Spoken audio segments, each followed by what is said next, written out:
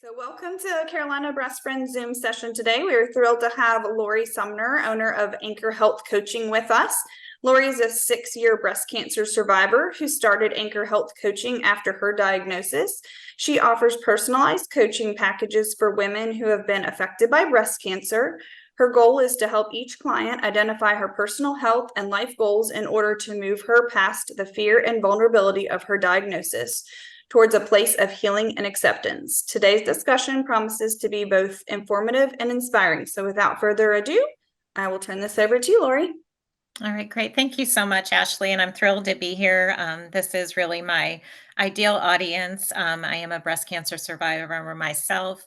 I have been in your shoes, and anyone who's in this room with us knows what fear is. And I'm hoping to share some informative information about how to manage that. I would like to introduce you to my family. I live in Mooresville with my husband, Mark. Yesterday was our 26th wedding anniversary. We have lived in Mooresville for the past 22 years and have 3 sons. Our oldest son, Matthew, on the far right, works for Vanguard. He graduated from South Carolina in December of 21. My middle son, Michael, is a senior at Guilford College in Greensboro. He's studying cybersecurity and also plays baseball there. And my youngest son, Tyler, is in the center of my husband and I. He is a senior at Lake Norman High School and will be going to Western Carolina next year to play baseball. So we are a big sports family, lots of activity in our house with 3 sons. I just want to tell you a little bit about my journey because I will talk a little bit about the medical part going through it. My degree is as a physician assistant. I graduated in 1993 from St. Francis University in Western Pennsylvania and have practiced medicine in the Charlotte, Lake Norman area for all 30 years of my practice.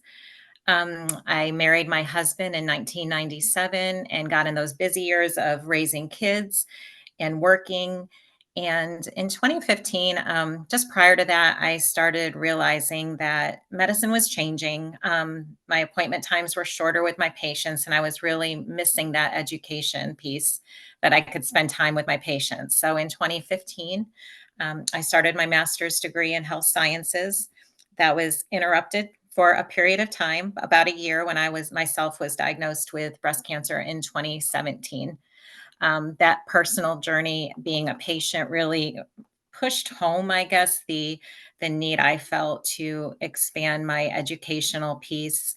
I went on to finish my master's degree in 2020, and after working through the pandemic, launched my health coaching business this year. A little bit about my story. This is a picture of my husband and I on the day I finished chemo. I was diagnosed with stage 2B breast cancer in 2017. I've had multiple surgeries, I think 8 in total, completed 8 rounds of chemotherapy and about 28 sessions of radiation. And again, this personal journey as a patient really brought home my desire to, and my passion really to educate women about health.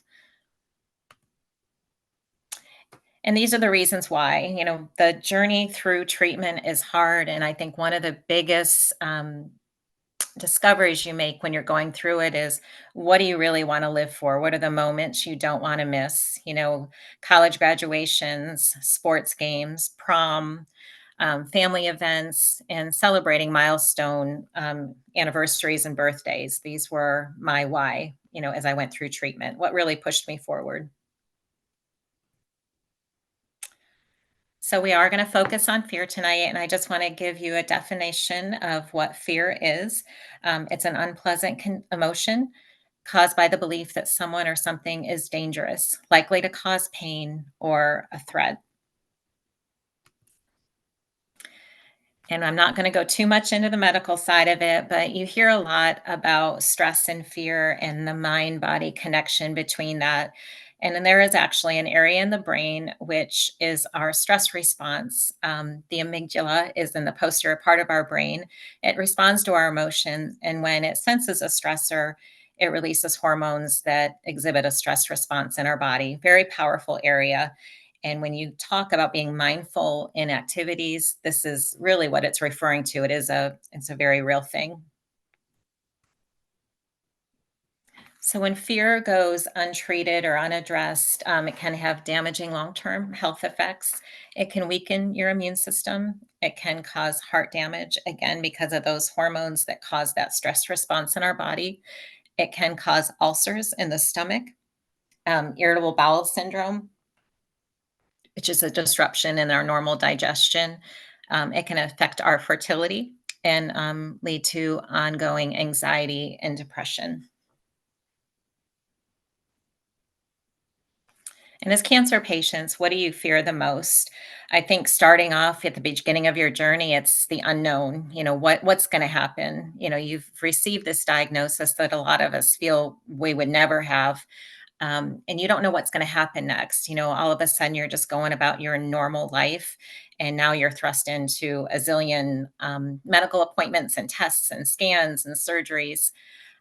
You worry about missing key life events. I think it really does take your mortality into existence, and you realize that there are things that are important that you don't want to not be a part of. And that is sometimes one of the harder things going through treatment.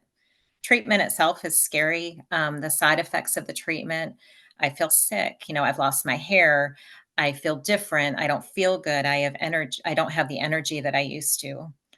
And I think all of us at some level, worry about cancer recurrence and ultimately death and dying when we receive a cancer diagnosis.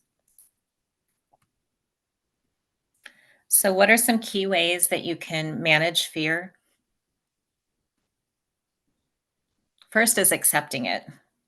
You have received a cancer diagnosis, and to be fearful is very, very normal. It's very important to label your emotions, accept them, embrace them, and know that what you're feeling is absolutely normal with the situation that you're going through. And again, recognize your emotions. Naming them will help you think about ways to cope with them. Sometimes talking to somebody else is helpful. Some people don't feel comfortable being open with what's going on. So, journaling is an excellent way to release some of those emotions out of that part of your brain that's controlling your emotions. Putting it down on paper really does put it in a form where you can process it. And art and music are always soothing ways to deal with stress and fear. Most importantly, don't ignore the way you're feeling. You have a right to feel this way. Go easy on yourself, in those moments and those days when you just are not feeling good. And accept again that this is so normal to feel this way. And be aware of certain things that may trigger fears. You may notice it when you go out in public. You may notice it before doctor's appointments, surgeries, scans, and try to prepare ahead for those moments to try to control that fear trigger that might be associated with the event. And also talk to your healthcare team about things you might fear. We're all guilty of going on the internet and researching things. And some of the things we worry about in reality really aren't going to happen. So if there is something weighing on your mind, make sure you talk to your healthcare provider about it. It's really important to find support. This could be friends or family members that you feel comfortable. You may just have one or two people that you really rely on, but it's important to have that person or people in your life that you can turn to. There are a lot of support groups. Carolina Breast Friends is one of those groups that has done an amazing job in our community, bringing women together so they can share their stories and really relate. Because I don't think there's anyone who can relate as much as to what you're going through as someone who has been through it before. If feelings of fear and overwhelm, begin to dominate the way you're thinking, talking with a therapist is a great way to sort through some of those feelings. And the personalized health coaching are one-on-one meetings that can help you reach your health goals, identify your feels, and really propel you forward in a really personalized way. So this was a taste of what my support system was. I was in the middle of my chemotherapy treatments when this picture was taken. And I decided in my head that it was a good idea to do a 5K while I was going through chemotherapy. That probably tells you a little bit about my personality. I refused to feel sick. I really just wanted to keep my life as normal as I could for my boys and my husband. And I was humbled to have this many people join me on this walk. These are my friends, my family, and also friends and family of my own children. So managing fear comes from reducing stress. Fear and stress really do go hand in hand. So when we can manage our stress, it really does help us to manage our fear. Spending time with family and friends is an ideal way to comfort yourself. You talk about memories, you share events, you share life events with each other. And really, it's important to find your tribe when you're going through this, the people that you really feel are genuine and there for you and that you're comfortable with just being in that moment with. This is a picture of me and some of my girlfriends on the beach. These trips away with girlfriends that you really do trust and value can be amazing for your mental health. And the beach isn't so bad either.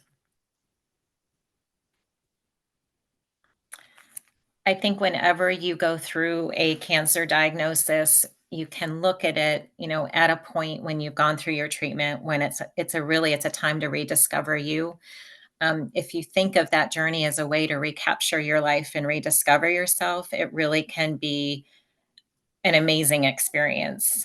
Picking up hobbies, trying to think back to the woman you were before you were working and you were a wife or a partner or a parent, and really discovering those things that make you click really can make you happy on the inside. And that's ultimately, what this journey can be about. And again, we're going to talk a little bit about being mindful, really slowing down, recognizing those fear and stress emotions and stepping away, spending time in nature, doing meditation or yoga, or just a hot bath at the end of the day can be amazing ways just to rejuvenate yourself, rest your mind, and just ease some of that anxiety and fear that's going on. And this is one of my most favorite ways. We're blessed to have Lake Norman so close to where we live. And I love to get out on the paddleboard after a day of work, just spend time on the water. That's one of my happy places for sure. Laughter cannot be understated. There's no pill on earth that will heal you better than being around other people that make you happy and laugh.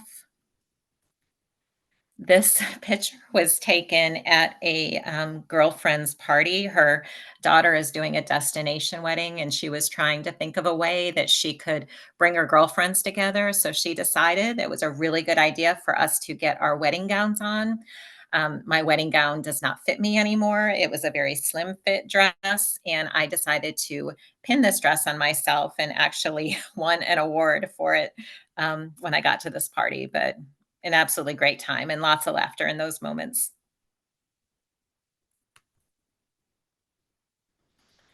So as you're going through, or even after you complete your breast cancer journey, it's so important to stick with a follow-up care plan. A lot of times when we finish, we just don't want to go back. We don't want to deal with all the appointments. It may, again, be one of those triggers that raises that stress or fear response, but it also can give you a sense of control. If you're keeping up with your lab tests, your checkups, your exams, making sure that everything does seem still okay, it really can give you a sense of control. And again, you're not worrying about something that might not be there.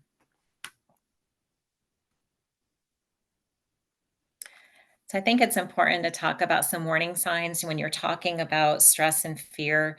These can be things that warrant more urgent medical attention and even meeting with a therapist. So if you ever find yourself that you're worried in a way that gets in the way of the normal activities you do, it is time to talk to somebody. Experiencing a fear that prevents you from going to your follow up appointments is also another warning sign that this fear might be deeper than just a little bit of anxiety.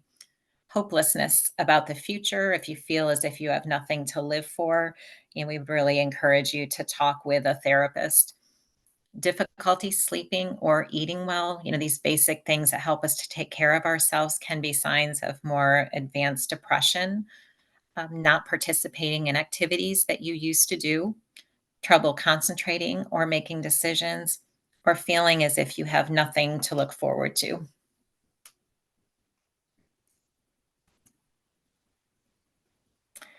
So you've done it. You've gone through treatment. You have completed all the tests and surgeries. This was a picture in my office when I finished my last day of radiation. They had sprinkled pink petals down the um, hallway coming from the door, and celebrated. But you are a different person coming out of this. You're not the same person as you went in, and this is the place where I felt that the fall off was with my medical treatment. You're surrounded by so much support from your surgeons, your doctors, your oncologists, but after you get that all clear, or maybe we're still going to have to do more, it's that support going forward to help you mentally heal from going through a cancer journey. And this is the foundation of what my business focuses on. I have blended a little bit background and also some of my personal experience, the things that I struggled with, hoping just to educate women on ways to move forward in a healthy way and how you just really reclaim your life.